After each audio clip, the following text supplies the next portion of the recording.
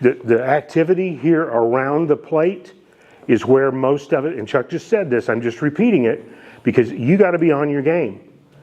You need to be paying attention. And the place where I actually want you is right, home plate umpire, I want you standing astraddle the line, moving toward first base so that you can see that.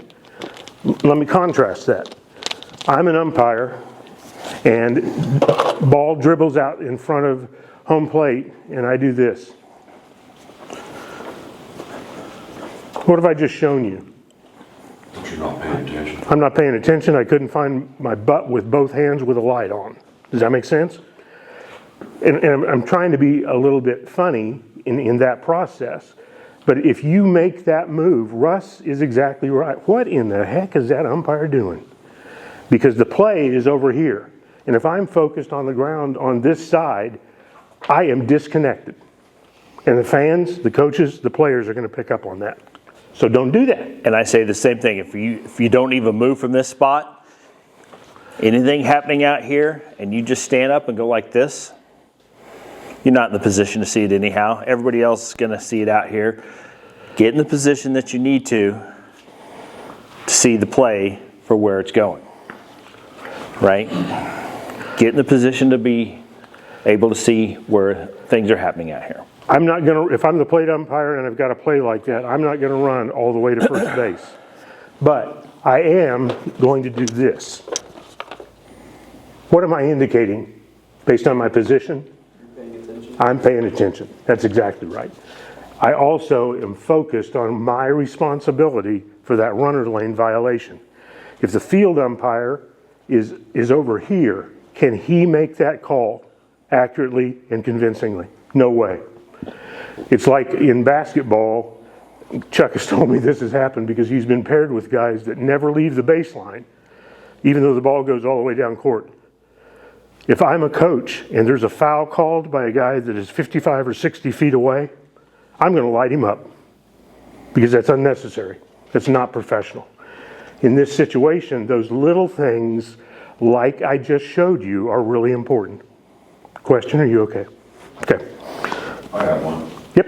On the baseline, when a runner's leaving the batter's box and heading down to first base, let's say they hit a double.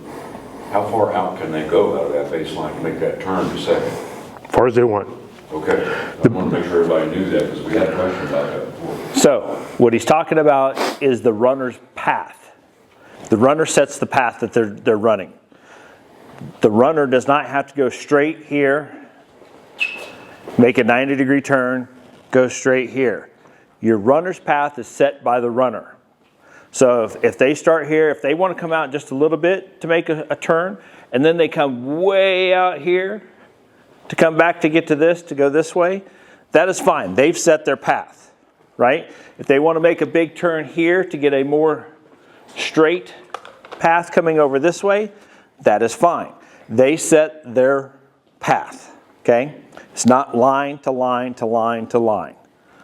We have to know that because that comes into play when you have a runner that goes out of the runner's path, not out of the runner's lane now, out of the runner's path, and we'll get to that after a bit. But you have to know the rules for where they're at and why they're there, and what they could do from that point forward. So when Russ asked, what are there any requirements that are associated with the base runner choosing his or her path? No, there's not. No, there's not. You don't have to run straight down the line. As a matter of fact, when coaching, I want to hit the inside corner of first base with my outside foot because that's going to enable me to take a faster path more directly to second base. But I'm going to be running as I do that. Okay? The plate umpire will watch that action. We need to see him demonstrate that now. I haven't stretched and I'm a dinosaur. No. He's pulled something just thinking about it. Starting to sweat too, just so you know. I know that's a surprise to you. Starting? No, you've been doing that for a while. The question that that Russ asked, though, is a good one. And there's several applications, some of which you won't hear us talk about until next week when we get to the field umpire responsibility, okay? Does everybody understand what we just shared with regard to the running lane and the base runner's path? Any questions? There are Everybody no good? silly questions. There Nope. are no silly questions. We're all here to learn. We are all here to learn. Let's keep moving. So, Jason, you're an old guy that has done this for a long time. Plate umpires clean, they have a brush to clean home plate. Which way is your butt pointed and why? You face the pitcher so that he doesn't do it. I do not want to see Chuck's butt ever from the bleachers. You understand me? That's exactly backwards. Flip your butt around, your butt's toward the field, and that's a little thing, but it shows whether you know the game or not. Now, I'm old. My back hurts. It hurts to bend over and brush the plate. And if there's two pebbles right here, what I may do is literally just use my foot to move those off. If the plate gets covered up with a slide, take the time to clean it off. Okay? As an umpire, why do you turn your back to the pitcher? So he knows not to pitch. Knows not to pitch. Why else? This is for you. This is it's called safety for you. If I'm facing this way and they happen to pitch that ball, what's going to happen? You're going to take it in the face or somewhere here. Because you're not going to have the mask on when you're cleaning the plate. If I'm this way, if they still pitch, yeah, you're going to take it.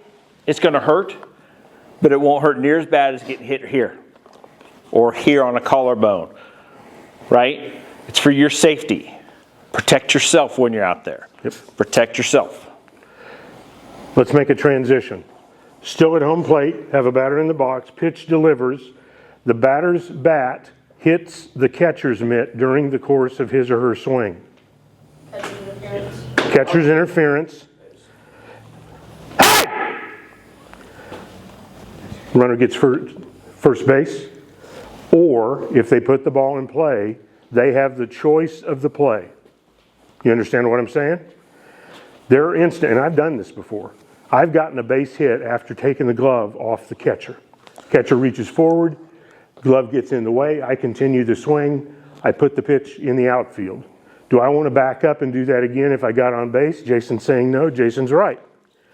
You take the result of the play, but the offense has that choice. So what Mark is describing, if there's no runner on base, it's immediate time. We're going to give the batter first. If there's a runner on base anywhere, it is not an immediate time. It is not immediate dead ball. It's a delayed dead ball. So if you see that, I've got catcher's interference.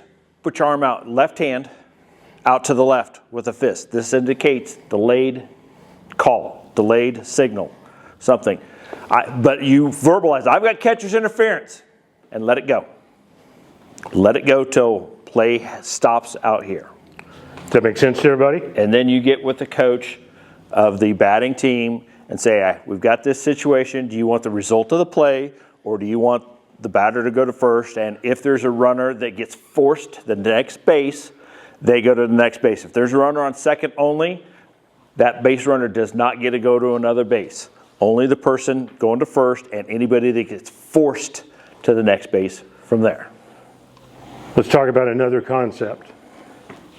And the concept I'm talking about is we've got a young catcher who's catching his or her first game right now, okay? The catcher sets up right here. What could the umpire do in that situation and why? Call time Call time. and ask the coach, is that where that you want your player at? Sometimes they usually be scared, either be on one side or the other side, because then they're scared of the ball, catching the ball other than the glove. And the situation I'm trying to describe here, how many of you have played catcher before? Do you set up this close to the plate? No. You ought to be back here. And what I might say to augment what Chris just described, catcher, you're too close, back up. I don't want you to get hit. And I'll say that to the kid quiet tone. I'm not going to make a big scene. I'm not going to kick dirt. I'm just going to do that because that relates to the safety of that kid. In the event they don't move, I'm definitely going to call time. Coach, catcher's set up too close to the plate. Can you help get him in position? If the kid didn't listen to me, we want to keep the game moving. Why do the kids show up at a ball diamond during the Wichita Heights baseball softball season? Play baseball. Play baseball. They don't want to stand around and watch the umpire.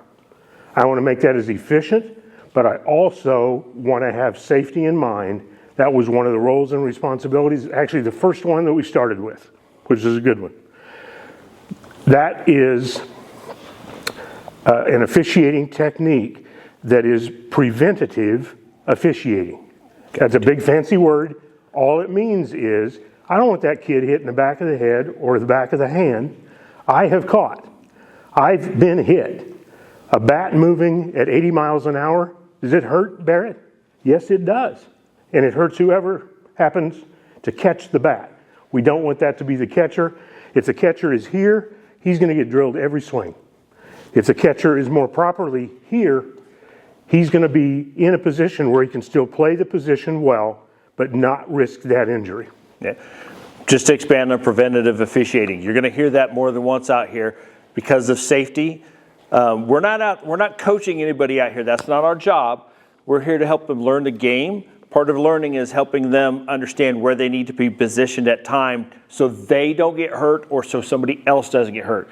The catcher, moving them up and back. A batter in the box. If they're over the plate, I'm probably going to tell them, technically, I'm still in the batter's box. What makes that legal? Not touching the plate, and he's on the lines. Okay? Dead serious? Simple. Is that a good batting position? No way. No. I'm going to talk to these guys, especially as these lines get blurred from people sliding and everything. You're in a better position to see where their hands and their feet and everything are over them. They're not thinking about that, especially when there's no line out here anymore. When you got base runner or you got fielders standing on a base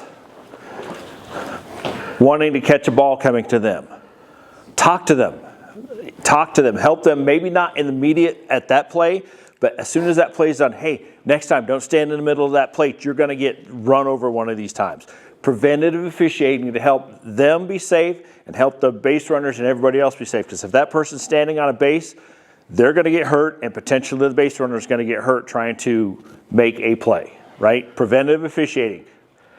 So the fields will be marked, and they'll be marked well. The team that maintains the diamond does a really good job. Stick with me during this story because it takes a little bit to set up. There's been a previous play where a runner rounds third, slides in, out here, reaches out and touches the plate with his or her hand to score the run. That make sense? What has just happened to this line? And if I'm the umpire and I still see this line is undisturbed, where's this line supposed to be? That's right. It's going to be absolutely straight in line, linear. Math term. Go look it up if you don't believe me. Is Chuck in a legal batter's position? No. Why? He's outside the box. Now he's legal. Chuck's a little bit slow, just so you know. Chuck's a lot slow. Chuck takes his first position outside the box, please. As an umpire, what can I do to get him back in the box in a proper batting position? Ask him nicely. Okay, step into the batter's box. I just told you Chuck is really slow. One of the things, can I borrow your bat, sir? Could you step back? There's the back line. What did I just do? I drew him a line. Where do I expect him to stand? On or inside that line? There are times you have to draw the back line. Again, more importantly, there are going to be a lot of times you redraw this. Use a bat, use your foot, I don't care what it is. Give them a visual so they can see where they actually need to be. If they still want to toe the line from there, that's up to them. But once you've given them that visual to move them back, That's all you can do. I mean, there are batters that want to toe that line, want to be all over that plate because they want to be able to get the outside stuff, and they don't care if they get hit on the inside. That's up to them. But we need to make sure we can, as much as possible, give them visuals of where they need to be. And that is really going to be important, particularly in the younger age groups.